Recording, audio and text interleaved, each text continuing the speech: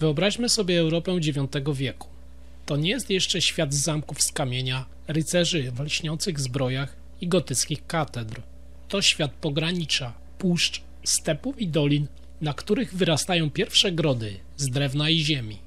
Na północ od Dunaju, między Karpatami a Czechami, rodzi się nowe państwo. Nazwiemy je kiedyś Wielkimi Morawami, ale czy naprawdę były w istocie rzeczy takie wielkie? Czy była to potęga zdolna rywalizować z Frankami wschodnimi, których również później nazwiemy Niemcami, oraz także spadkobiercami samego Imperium Romanum, czyli Bizancjum? Czy raczej była to luźna federacja plemion, której los przypieczętowały wojny i inne najazdy? Dziś opowiem wam historię o państwie, które przez kilkadziesiąt lat stanowiło serce Europy Środkowej. Historię o narodzinach, wzlocie i tragicznym upadku. O ludziach, którzy z drewna i żelaza budowali swoją potęgę. O armii, duchowieństwie i elitach, które próbowały nadać temu młodemu organizmowi politycznemu kształt i większą trwałość. Jak wyglądały początki osadnictwa słowiańskiego w tamtym rejonie? Aby zrozumieć Wielkie Morawy, musimy cofnąć się kilka stuleci. Gdzieś w VI wieku, w dolinach Morawy i jej dopływów, pojawiają się Słowianie. Nie przyszli w zwartym pochodzie. To były fale migracji, powolne osiadanie w strategicznych miejscach, przy rzekach, brodach, szlakach handlowych, a jakżeby inaczej. Ich pierwsze ślady to ceramika praska, ręcznie lepione, proste naczynia oraz charakterystyczne półziemianki z piecem w narożniku. Cmentarzyska, takie jak w Pritlukach, gdzie odkryto aż 500 grobów, pokazują nam, że w VII wieku te tereny były już gęsto zasiedlone. Ale Słowianie nie byli tu sami, ponieważ nadal obecni tutaj byli Longobardowie czy Gepidowie, a potem na domiar złego pojawili się nowi przybysze z Azji, Awarowie. Z ich końmi, łukami i strzemionami byli niezwyciężeni. Tutaj stworzyli swój potężny kaganat, który przez 2 stulecia dominował w Europie Środkowej. Słowianie, którzy żyli na obrzeżach tego państwa, byli ich poddanymi, również sprzymierzeńcami, a z czasem, w końcu, buntownikami. To właśnie wtedy, w połowie VII wieku, dochodzi do słynnego powstania organizacji Samona, pierwszej Unii Słowiańskiej wymierzonej przeciwko Awarom. Ale nawet jeśli Awarowie panowali twardą ręką, byli też pośrednikami kultury. Dzięki nim na północ dotarły zdobycze technologiczne ze świata śródziemnomorskiego, metalurgia, nowe wzorce uzbrojenia, a nawet same strzemiona, które wkrótce zmieniły oblicze jazdy konnej i wojen. Kiedy w końcu Frankowie Karola Wielkiego rozbijają kaganat awarski pod koniec VIII wieku, przestrzeń Kotliny Karpackiej staje się pustką polityczną. Frankowie, kontynuując rzymską politykę, potraktowali zdobyte ziemie Awarów jak regnum, a Karol Wielki oddzielił je od swego królestwa symboliczną rzymską granicą na rzece Endzie.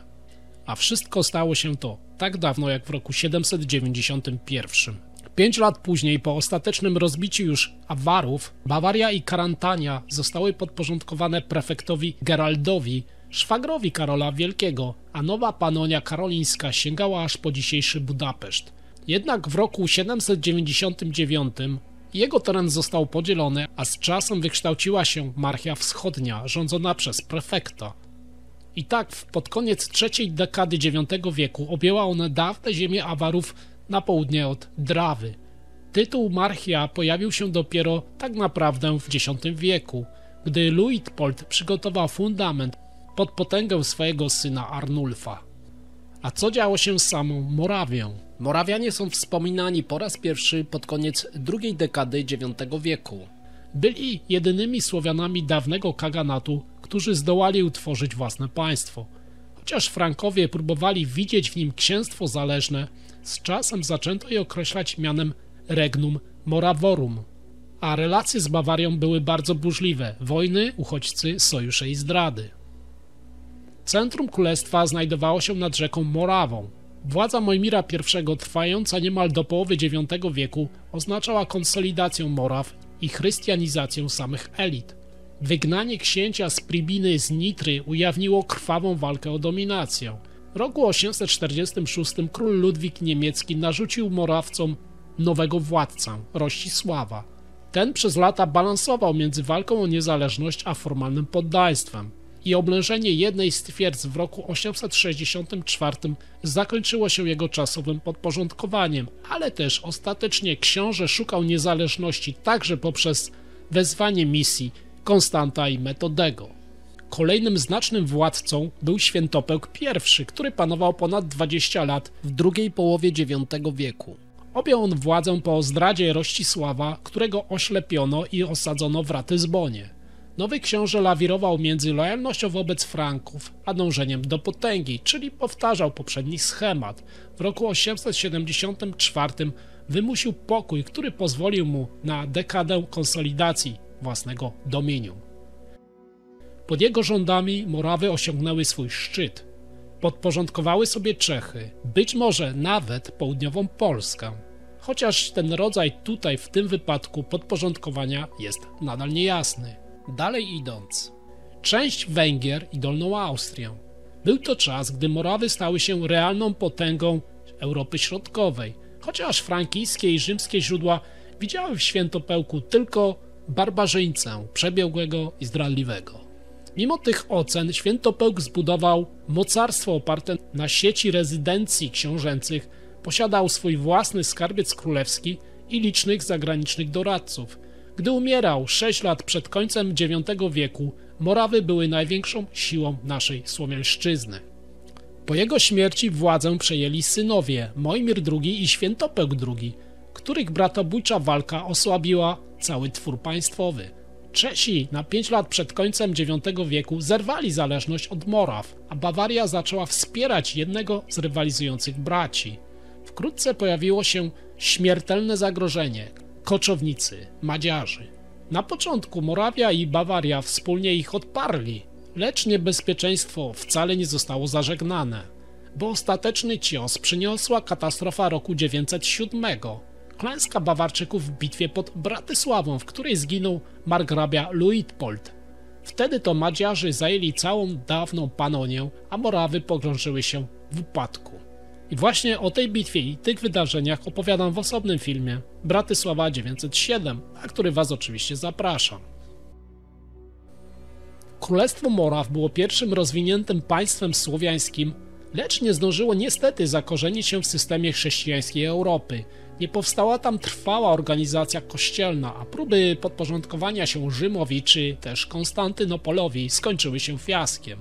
Frankowie, jako spadkobiercy zachodniego Rzymu, widzieli Morawy w roli lennika i nigdy nie przyznali im równoprawnego miejsca.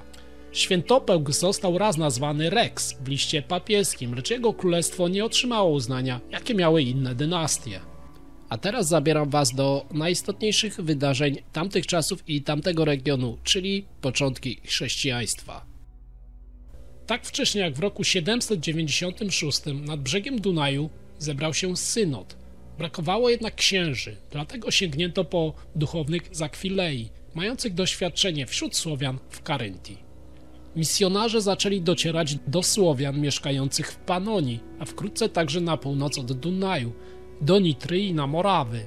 Ich działalność nie była jeszcze zorganizowana, ale stopniowo przynosiła swoje efekty. Miejscowe cmentarze na Morawach pokazują zmiany obrzędów pogrzebowych. Kremacja zaczęła ustępować zwykłym chrześcijańskim pochówkom. Groby orientowano też na wschód, a w miejsce pogańskich ofiar pojawiały się pierwsze krzyżyki i przedmioty o chrześcijańskiej symbolice. Około roku 830 doszło do wielkiego przełomu. Mojmir, książę, ochrzcił się wraz ze swoją elitą z rąk biskupa. Kościoły zaczęły wyrastać w grodach, budowane przez mistrzów z północnych Włoch i Dalmacji. Ich styl zdradzał śródziemnomorskie wpływy. Murowane konstrukcje, prezbiteria z przyporami, krzyżowe rzuty fundamentów. Tutaj trzeba zaznaczyć jedną bardzo ważną rzecz. W wielu tych konstrukcjach, oczywiście kamiennych, pojawiają się jako bardzo istotny element drewniane materiały. Jest to ważne być może w kontekście możliwej chrystianizacji regionów południowej Polski. Bo przecież jeśli do takowej chrystianizacji kiedykolwiek by doszło od strony Bizancjum, powinniśmy natrafić na resztki kościołów albo przynajmniej drzewa, które wydałoby się wydatować metodą dendrochronologiczną. W każdym razie były to symbole nowej wiary i rosnącej potęgi z samych Wielkich Moraw. Ale choć książę Mojmir i jego następcy przyjęli chrześcijaństwo, podlegali nadal biskupom bawarskim. Władcy morawscy, zwłaszcza Rościsław, nie byli z tego powodu oczywiście zadowoleni. Chcieli niezależności także w sprawach kościelnych. I dlatego też około 862 roku Rościsław zwrócił się do Konstantynopola. Bizantyjski cesarz wysłał na Morawy dwóch braci z Salonik, oczywiście tych dzisiaj już bardzo sławnych, Konstantyna filozofa, znanego później jako Cyryl, bo nie wiem czy o tym wiedzieliście, i jego brata Metodego. Bracia pojawili się tutaj wręcz z rewolucyjną ideą. Liturgia miała być odprawiana w języku ludu, w mowie słowiańskiej. Przetłumaczyli Ewangelię, psałterz i księgi liturgiczne, tworząc zupełnie nowy alfabet, głagolicę. To był szok dla frankijskich duchownych, przywiązanych przecież do łaciny. I twierdzili oni, liturgia może być tylko odprawiana po łacinie, grece, no a może po hebrajsku. Cyryl i Metody mówili jednak co innego. Słowo Boże powinno docierać do ludzi w języku, który rozumieją. Ich misja spotkała się z ogromnym, oczywiście wtedy entuzjazmem miejscowego ludu, a co za tym idzie też i wsparciem księcia, ale bracia potrzebowali biskupów, którzy wyświęciliby ich uczniów. Udali się więc do Rzymu, gdzie papież Hadrian II, urzeczony relikwiami świętego Klemensa, które ze sobą przywiedli, zatwierdził ich przekłady i pozwolił na liturgię w języku słowiańskim. To był ogromny sukces. Po śmierci Cyryla w roku 869 Metody został arcybiskupem Moraw. Rozwinął działalność duszpasterską i edukacyjną, spisał też pierwszy słowiański kodeks prawny. Jego dzieło jednak wciąż spotykało się z oporem biskupów bawarskich. Zdarzało się, że więziono go, oskarżano o herezję i bizantyjskie tzw. nowinki. Papieże raz go wspierali, raz ograniczali, ale ostatecznie jeden z nich, Jan VIII, w bulli uznał Metodego za arcybiskupa Moraw, pozwalając mu jednocześnie na liturgię słowiańską, choć tylko na tym właśnie terytorium. Kiedy zmarł Metody, sytuacja się oczywiście załamała. Jego przeciwnik, biskup frankijski, z pomocą swoich duchownych doprowadził do wygnania uczniów Metodego i przywrócił ponownie dominację łaciny. Słowiańskie nabożeństwa zniknęły z Moraw, choć żyły dalej w Bułgarii i na samej Rusi. Samo państwo Świętopełka trwało jeszcze kilkanaście lat. Jego syn próbował odnowić niezależną archidiecezję, co udało się na krótko dzięki kolejnemu z papieży, Janowi IX. Jednak na początku X wieku na Morawy, jak wiecie, spadła nowa burza, czyli najazd Węgrów. I po bitwie pod Bratysławą państwo wielkomorawskie upadło, a wraz z nim posypał się także tamtejszy kościół. W każdym bądź razie misja Cyryla i Metodego pozostawiła jednak ślad niezatartego znaczenia, bo dali Słowianom pismo, język liturgii i świadomość swojej własnej, oryginalnej przecież odrębności. Choć na Morawach ich dzieło zostało zdławione całkowicie, przecież przetrwało na wschodzie, kształtując kulturę duchową ogromnych obszarów wschodniej Europy. Obszar Czech w okresie wielkomorawskim nie tworzył jednolitej całości. Z perspektywy źródeł pisanych jawił się jako spójny, ale świadectwa archeologii ukazują go raczej jako bardziej mozaikę regionów o odmiennych tradycjach i różnej dynamice swojego rozwoju. W innych miejscach widać wyraźne oddziaływania Wielkich Moraw. Architektura, zwyczaje pogrzebowe i znaki chrystianizacji, podczas gdy inne pozostają niemal poza jego zasięgiem. Oczywiście najbardziej spektakularne stanowiska to grody, zamki wznoszone w strategicznych punktach, często na wyniosłych wzgórzach. To właśnie w tych ośrodkach w końcowej fazie epoki wielkomorawskiej widzimy nagłe przemiany. Masywne przebudowy fortyfikacji, wprowadzenie monumentalnych murów drewniano-glinianych z kamiennym oblicowaniem, nowe typy budowli i znaczące zmiany w samej kulturze materialnej. Od ceramiki po biżuterię i wyposażenia grobów zmarłych. Intensywne badania na samym Zamku Praskim w drugiej połowie XX wieku ujawniły, że kluczowe ośrodki regionu rozwinęły się równocześnie dopiero właśnie w drugiej połowie IX wieku. Wtedy też otrzymały swoje pierwsze wielkie fortyfikacje, a więc przypada to na czas ekspansji Wielkich Moraw.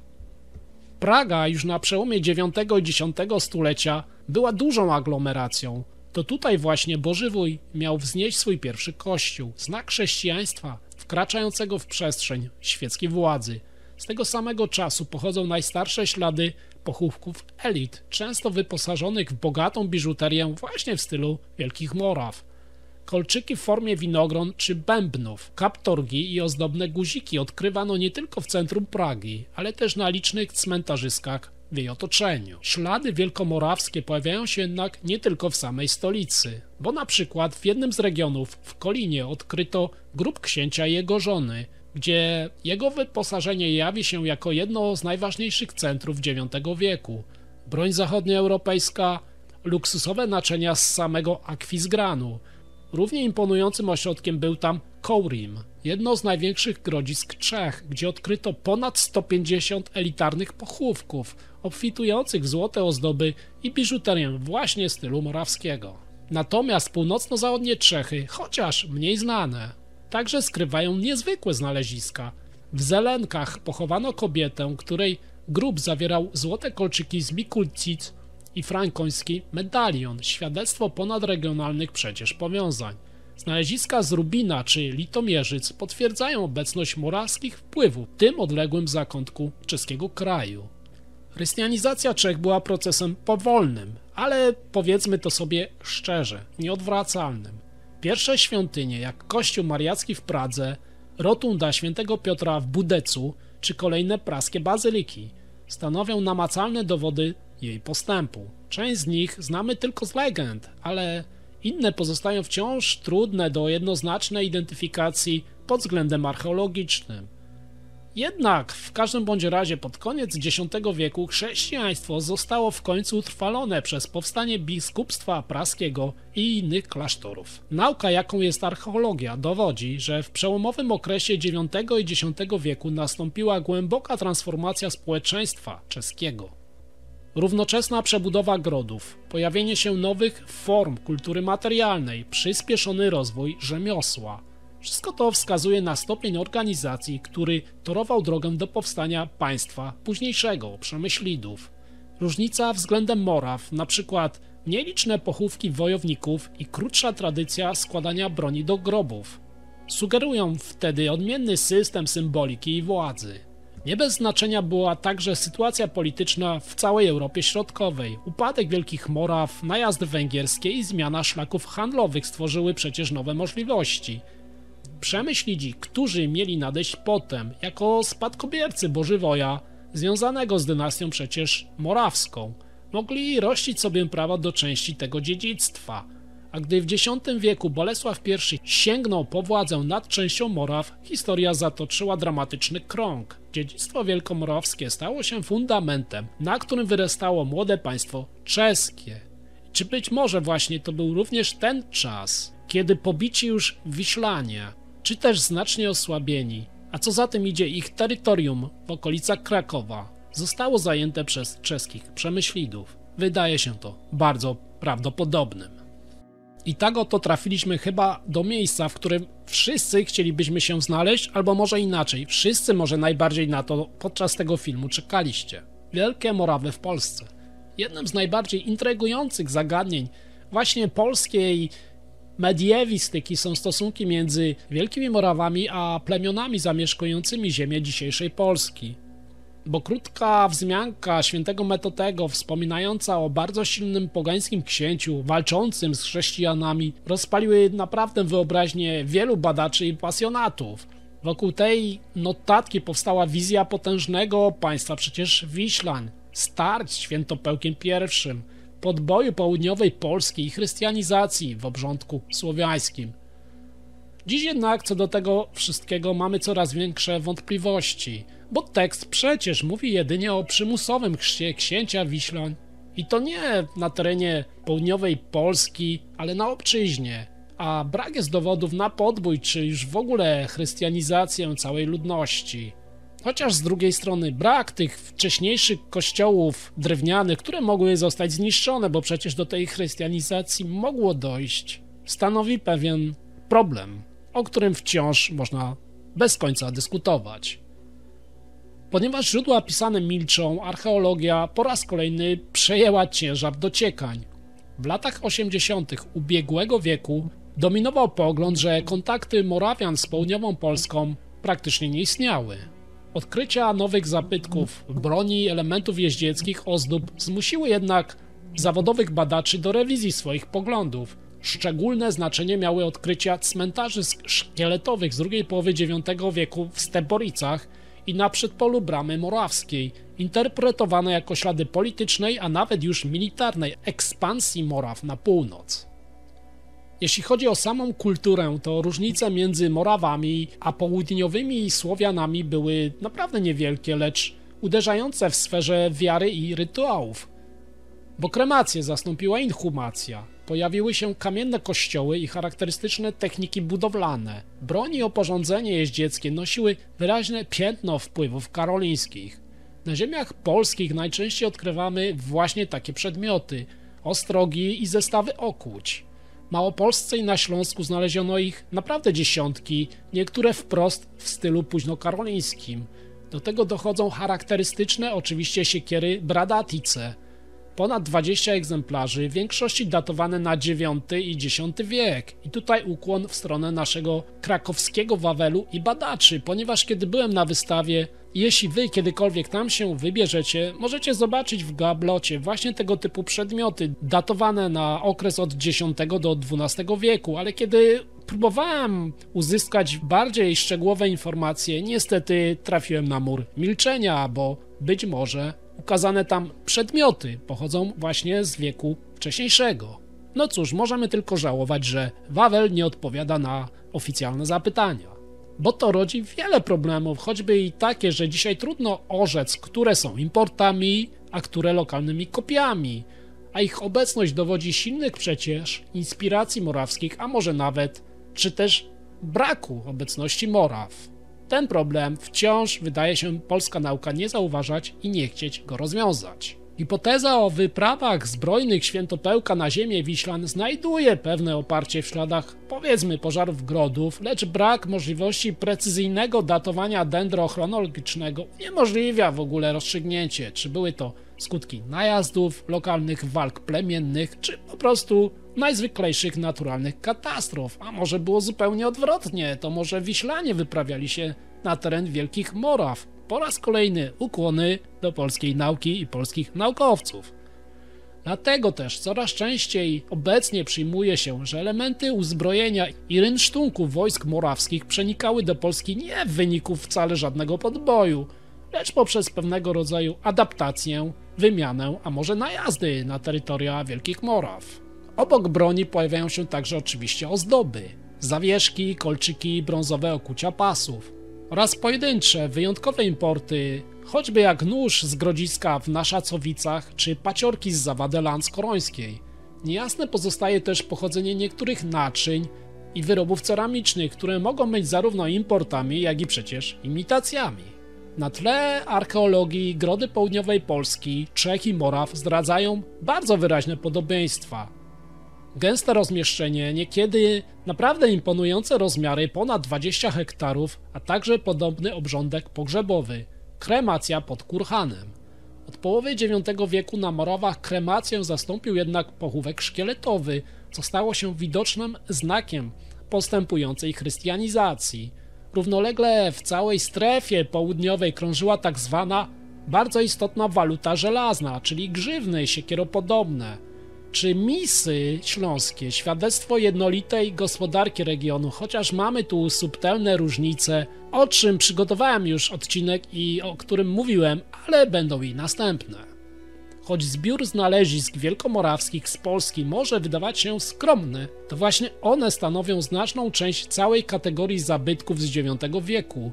Widać w nich przenikanie się późnej kultury karolińskiej przez Bramę Morawską, Doliny Popradu i Dunajca, a nawet Przełęcz Dukielską. Zastanawiające to wszystko, prawda? I wymagałoby chyba dalszych naukowych badań, nie sądzicie? Podsumowując, kontakty plemion południa Polski z Wielkimi Morawami były i miały swoje miejsce i zapewne były też dużymi kontaktami, szczególnie w drugiej połowie już IX wieku. Ale powiedzmy sobie szczerze, ich charakter nadal pozostaje nierozstrzygnięty. Brak dowodów na trwałą aneksję czy chrystianizację według mnie wydaje się być oczywisty. Być może były to raczej ślad wymiany, migracji i adaptacji, walk, najazdów, a może, jak sugerują niektórzy, echa dramatycznych ucieczek morawskich elit przed zagrożeniem węgierskim. Niektórzy nawet twierdzą, że korzenie dynastii Piastów mogły tkwić w Mojmirowicach. Cóż, jest to już tylko hipoteza, której nie potwierdzają chyba żadne źródła. Jednak jedno pozostaje pewne. Nauka, jaką jest archeologia, odsłania przed nami obraz pogranicza, na którym krzyżowały się wpływy, idee i różne dramaty późnego wieku IX. Skoro tak przesuwamy się już po mapie, to powoli, jak widzicie, chyba, może bardziej słyszycie, przesuwamy się w kierunku Europy Wschodniej. Relacje między Wielką Morawą a obszarem właśnie Europy Wschodniej nierozerwalnie wiążą się z zagadnieniem kontaktów Rusi z regionem naddunajskim. W staroruskiej tradycji kronikarskiej Dunaj jawił się jako praojczyzna Słowian i miejsce pierwszego zetknięcia się z chrześcijaństwem. Nestor wskazywał go jako centrum wspólnoty słowiańskiej, a działalność Cyryla i Metodego na Morawach opisywał jako początek wielkiej duchowej przemiany. Choć między chrztem Moraw a oficjalnym przyjęciem chrześcijaństwa przez samą Ruś upłynęło kilkadziesiąt lat, oba te wydarzenia wykazują pewne związki. Misja braci z Salonik zbiegła się w czasie z pierwszymi próbami chrystianizacji Rusi.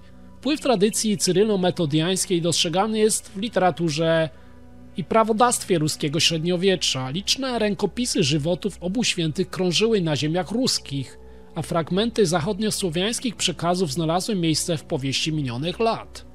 Wczesne chrześcijańskie symbole, zawieszki i krzyże, pojawiające się w grobach od X wieku, łączą się z procesem chrystianizacji jeszcze przed chrztem przecież Włodzimierza. W grobowych inwentarzach krzyżom często towarzyszyła broń i kosztowności, co wskazuje na wysoki status ich właścicieli, a zarazem przypomina praktyki znane z nekropolii przecież Wielkich Moraw.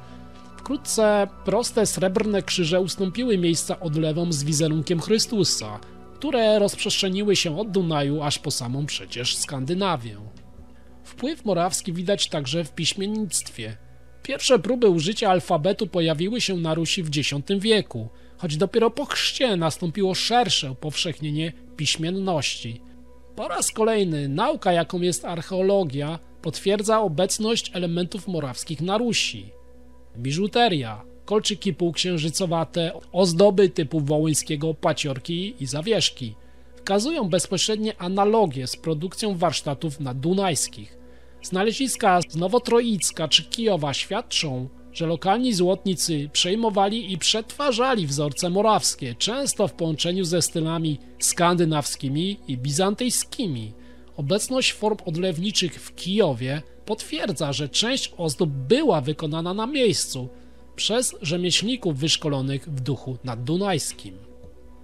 Równolegle do oddziaływań religijnych i artystycznych rozwijała się wymiana handlowa.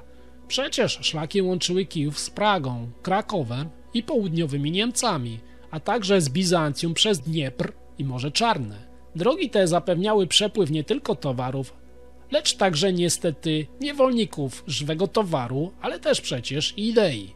W regionie karpacko-dniestrzańskim archeolodzy odnotowali koncentrację ozdób o naddunajskim rodowodzie, co świadczy o rzeczywistych migracjach ludności, a nie jedynie o zasięgu wymiany w samym handlu. Podsumowując, kontakty między Wielkimi Morawami a Rusią widoczne są zarówno w kronikach, jak i w literaturze prawnej i religijnej. A archeologiczne świadectwa od krzyży i paciorków po kolczyki i zawieszki dowodzą bezpośrednich wpływów naddunajskich, które lokalni rzemieślnicy adaptowali i rozwijali już na swój sposób. Zatem Wielkie Morawy, choć politycznie w końcu upadły, pozostawiły w Europie Wschodniej dziedzictwo duchowe i artystyczne, które później współtworzyło fundament średniowiecznej kultury staroruskiej. Kiedy budzący postrach książę i wojownik Świętopełk I wyruszył na swą ostatnią pielgrzymkę, pozostawił synom pozornie dobrze skonsolidowane państwo. Następca Mojmir II i zapewne jego brat Świętopełk II mieli kontynuować dzieło swojego ojca. Wydawało się, że niemal imperium Mojmirowiców może przetrwać. Jednak stało się całkowicie inaczej. Każdy z braci dysponował własną drużyną, a Świętopełk II prawdopodobnie także własnym ośrodkiem władzy, osobnym, w Nitrze. Ów konflikt, połączony z narastającą potęgą bagnatów i udziałem wysokiego duchowieństwa, groził trwałym rozłamem i upadkiem. Osłabione państwo nie było w stanie utrzymać dawnej ekspansji i systemu danin, który przecież stanowił podstawę wczesnośredniowiecznych struktur politycznych. Wojny bratobójcze, które wybuchły pod sam koniec IX wieku, Mojmir II co prawda wygrał, ale ich cena była zbyt wysoka. Utrata Czech, Serbii i innych terytoriów oznaczała zarówno cios terytorialny, jak i gospodarczy. Aglomeracje zubożały, zaplecze rolnicze upadało, spadł handel dalekosiężny, a elity traciły źródła prestiżu. Odbicie tego kryzysu widzimy również w archeologii. Skromniejsze groby, brak kosztowności, płytsze pochówki, a także w prymitywnych, niedbale wznoszonych już budowlach sakralnych. Chwilowy oddech przyniósł pokój z Ludwikiem Dzieciątkiem na samym początku X wieku oraz odnowienie prowincji kościelnej z arcybiskupstwem i 4 nowymi diecezjami. Akt dyplomatycznie przemyślany i kosztowny, dowód pewnej z drugiej strony stabilizacji. Morawy znów uchodziły za partnera handlowego, o czym świadczy taryfa celna z Raffelstadten z lat 904 do 905. Jednak to było tylko złudzenie przed burzą, która miała zniszczyć już kompletnie wszystko. Na scenę wkroczyli dawni wrogowie, koczownicy z Azji, ale tym razem Węgrzy. Początkowo wydawać by się mogło, możliwa była współpraca, lecz szybko stało się jasne, że ich obecność podważa same fundamenty państwa Wielkich Moraw. 2 lata przed ostateczną bitwą pod Bratysławą doszło do rozstrzygającego innego starcia, prawdopodobnie pod Nitrą, w którym rozbite państwo Mojmirowiców poniosło druzgocącą klęskę. I archeologia po raz kolejny przynosi nam tego dowody, a konkretnie mam tu na myśli rejon Mikulcic i Pochańska. Tam pokazuje nam ona cały dramat tamtych dni. Szkielety pozostawione na ziemi, byle jakie pochówki, pośpieszne, ślady zaciętych walk i kompletnych zniszczeń. Czy wszystkie ziemie zdradziły Mojmira II? No, być może były to tylko wschodnie obszary, gdzie Madziarze już się osiedlili i które odmówiły wsparcia dla centrum. Faktem pozostaje, że w krwawej bitwie pod Bratysławą 2 lata później Morawianie nie zostali już wymienieni, ich elita i dynastia zostały wymazane z dziejów. Upadek musiał być totalny. Rozbita drużyna książęca, wymordowana arystokracja, zniszczone, spalone, zrujnowane grody. A jednak Morawy nie zostały trwale zajęte. Węgrzy sami w sobie nie mieli sił, by je bezpośrednio skolonizować, bo bardziej interesowało ich utrzymanie garnizonów w strategicznych punktach i korzystanie ze szlaków łupieszczych, grabienia i zwykłych napadów. Na południu ośrodki popadły w ruinę, handel północ-południe zamarł, a dawne metropolie wegetowały w strasznej formie. Przetrwały natomiast północne Morawy i Ołomuniec, gdzie dostrzegamy ciągłość rozwoju, a nawet możliwą obecność komponentu wśród koczowników. Co więcej, arabskie źródło z roku 942 wspomina jeszcze o ziemi zwanej Morawami. Jest to dowód, że pamięć o mojmirowskim państwie nie zgasła tak od razu. Upadek Wielkich Moraw to nie tylko wynik bratobójczych wojen i naporu Węgrów. Nauki takie jak klimatologia i archeologia sugerują, że także niekorzystne warunki środowiskowe mogły przyspieszyć katastrofę, jak miało to miejsce w przypadku wielkiego przecież imperium rzymskiego. Ale państwo Mojmirowiców, które jeszcze niedawno było jedną z największych, chyba lokalnych potęg Europy Środkowej, rozsypało się jak domek z kart w ciągu zaledwie kilkunastu lat, pozostawiając po sobie legendę i gorzką przestrogę dla nadchodzących pokoleń słowiańskich. I nieuchronnie zbliżając się już do końca tego odcinka, wspomnę jeszcze o tym, jak wyglądało uzbrojenie morawskie oraz o tym, jak wyglądała społeczna struktura tej organizacji. Na czym polegała siła i efektywna broń Morawian? Państwo wielkomorawskie nie przetrwałoby bez wojska, to jest oczywiste. Na co dzień towarzyszyła księciu drużyna zawodowych wojów, a w razie wojny powoływano pospolite ruszenie wolnych chłopów. Ich siłą były grody, potężne twierdze z drewna i ziemi, otoczone wałami, palisadami. Uzbrojenie Morawian zdradza wpływy frankijskie oraz bizantyjskie. Miecze, włócznie, tarcze, kolczugi.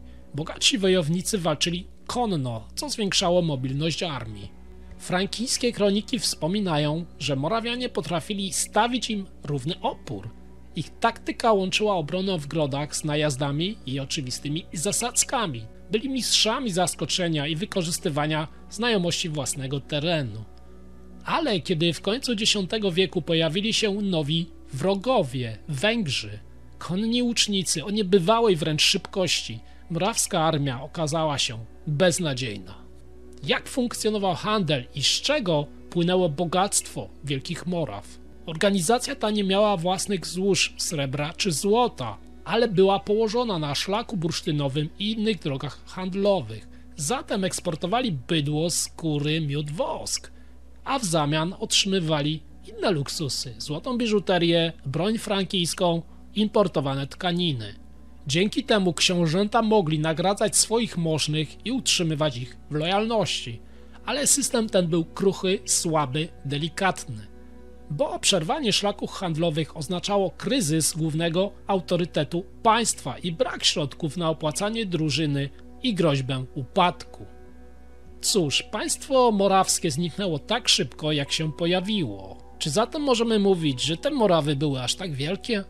A jakie było ich dziedzictwo? Może nie na potęgę Bizancjum czy Franków, ale ich znaczenie dla Słowian musiało być ogromne. To tutaj narodziła się tradycja piśmiennictwa słowiańskiego, tutaj powstały pierwsze biskupstwa, tutaj kształtowała się słowiańska elita. Awarowie, Frankowie, Bizancjum, a na końcu Madziarzy. Wszyscy zostawili ślad w tej mozaice Wielkich Moraw. Morawy były jak tygiel, w którym hartowała się słowiańska Europa Środkowa.